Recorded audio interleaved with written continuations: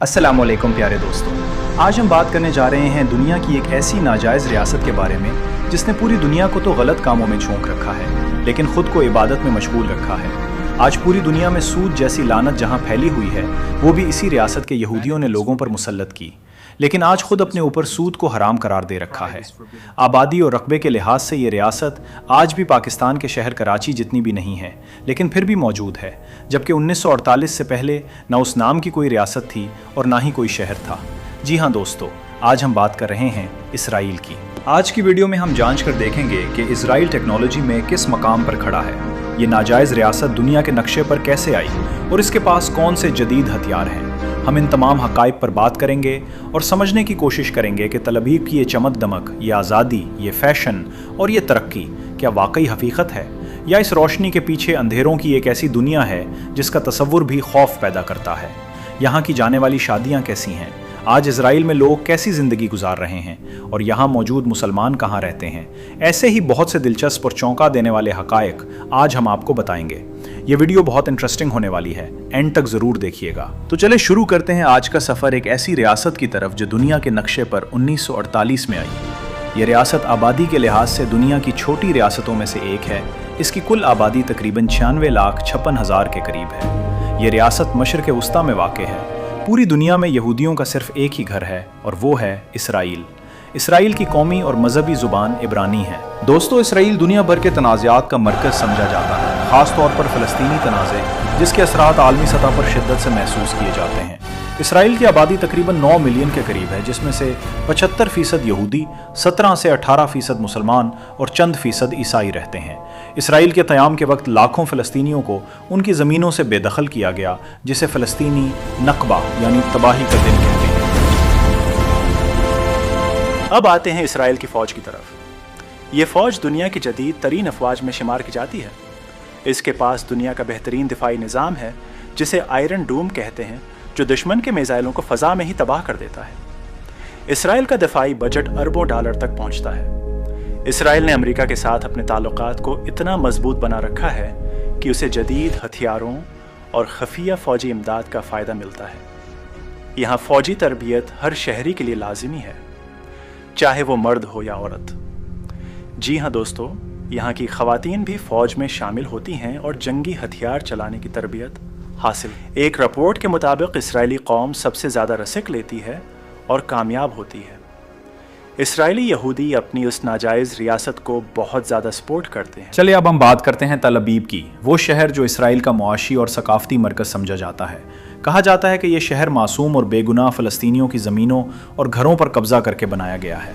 यही वो जगह है जिसे दुनिया भर के यहूदी अपना वतन कहते हैं। मगर सवाल ये है, क्या ये वतन इंसाफ पर कायम है या जुल्म पर? एक ज़माना था जब तल अबीब को दुनिया का महफूज तरीन शहर कहा जाता था, लेकिन ईरानी हमलों के बाद हर जगह मलबे और तबाहशुदा इमारतों के ढेर हैं। ये एक ऐसा शहर है जो दो मुख्तलिफ दुनियाओं के साथ ज़िंदा है। एक तरफ ये दुनिया का सबसे महंगा, अय्याशियों और रात भर की पार्टियों वाला शहर है, तो दूसरी तरफ ये मजलूम फ़लस्तीनियों के लिए जहन्नुम है।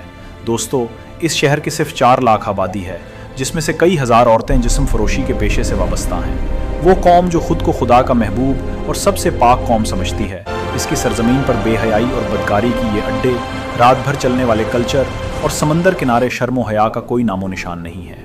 तल अबीब इसराइल का दारुल हुकूमत है। इस शहर का कुल रकबा 518 मुरब्बा किलोमीटर है, जबकि आबादी तकरीबन 3,91,000 के करीब है।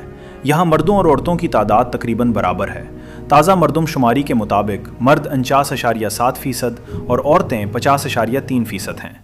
मजहबी लिहाज से 92% यहूदी हैं, जबकि अरब, मुसलमान, ईसाई और दीगर अकलियतें कुल आबादी का सिर्फ 8% बनती हैं। तल अबीब के गिरदोनवा के इलाकों की आबादी 30 लाख से ज़्यादा है। यही वो जगह है जो कभी फ़लस्तीनियों की सरजमीन जाफ़ा थी।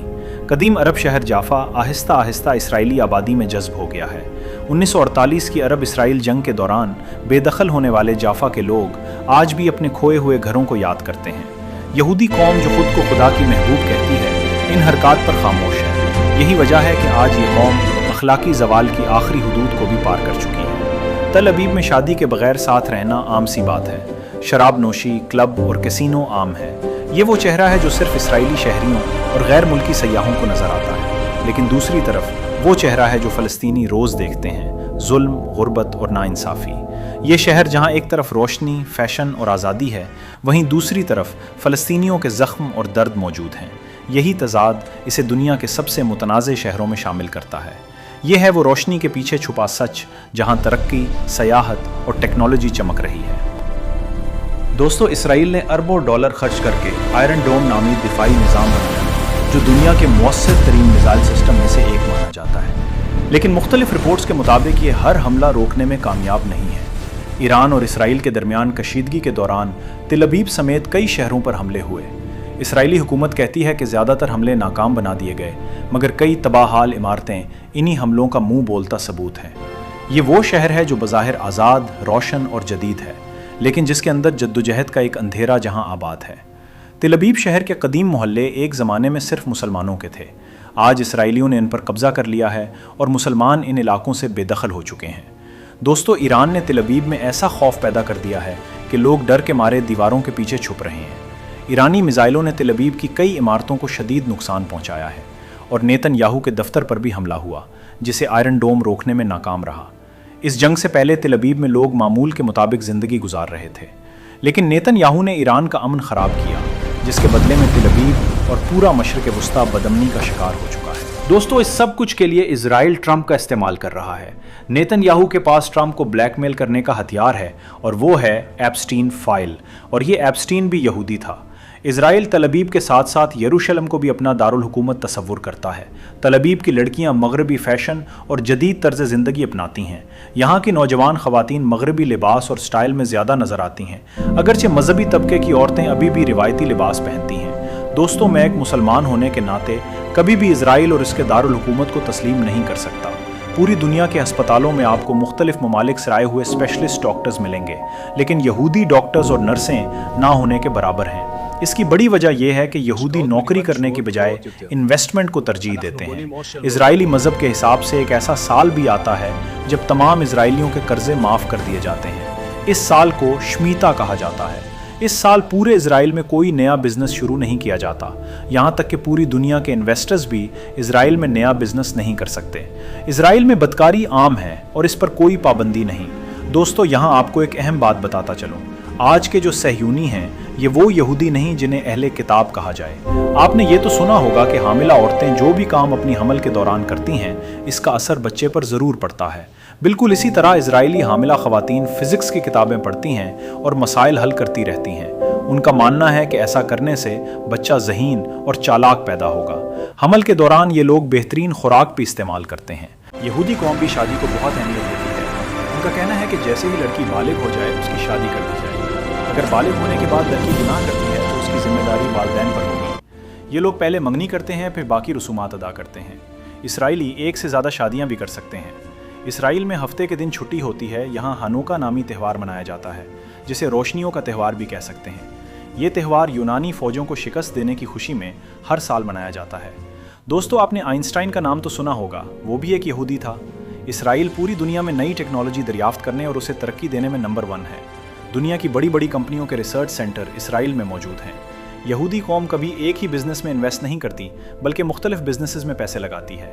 ان کا ماننا ہے کہ اگر ایک بزنس بند بھی ہو جائے تو باقی بزنسز سے آمدنی آتی رہے گی۔ یہودی قوم اپنے کل مال کا 10واں حصہ نکال کر غریب یہودیوں کو چھوٹے یا بڑے پیمانے پر بزنس شروع کرنے کے لیے دیتی ہے۔ دوستو، یروشلم کی اس دیوار کو ویسٹرن وال کہا جاتا ہے۔ دائیں ہاتھ کے کونے کو براق کہتے ہیں، جہاں نبی کریم صلی اللہ علیہ وسلم نے معراج کے موقع پر براق کی سواری باندھی تھی۔ وہاں عورتوں کے لیے الگ راستہ اور عبادت کی جگہ ہے، اور مردوں کے لیے الگ، درمیان میں پردہ کیا جاتا ہے۔ پوری دنیا کو بدکاری پر لگا رکھا ہے، لیکن اپنی عورتوں کو عبادت کے وقت پردے میں رکھتے ہیں۔ یروشلم کی مسجد اقصیٰ مسلمانوں کے لیے مقدس مقام ہے۔ یہ وہ جگہ ہے جہاں سے نبی اکرم صلی اللہ علیہ وسلم نے معراج کا سفر کیا۔ یروشلم میں قدیم بازار، گلیاں اور عمارتیں آج بھی ہزاروں سال پرانی تاریخیں سناتی ہیں۔ تل ابیب کا قدیم شہر جافا ہے، جو تاریخی اعتبار سے بہت اہم ہے۔ اس علاقے کا کلاک ٹاور ایک مشہور نشانی ہے۔ بحر روم کے کنارے واقع یہ خوبصورت علاقہ یونیسکو کی عالمی ورثہ سائٹ میں شامل ہے۔ جافا کی عمارتیں اور گلیاں زیادہ تر پتھر کی بنی ہوئی ہیں۔ دوستو، اسرائیل کے بارے میں یہ معلومات آپ کو کیسی لگیں؟ ہمیں کامنٹ سیکشن میں ضرور بتائیے گا۔ ویڈیو اچھی لگی ہو تو ویڈیو کو لائک اور چینل کو سبسکرائب ضرور کیجیے گا، تاکہ ہماری آنے والی ہر ویڈیو آپ تک پہنچتی رہے۔ तब तक अपना और अपने चैनल का ख्याल रखिएगा।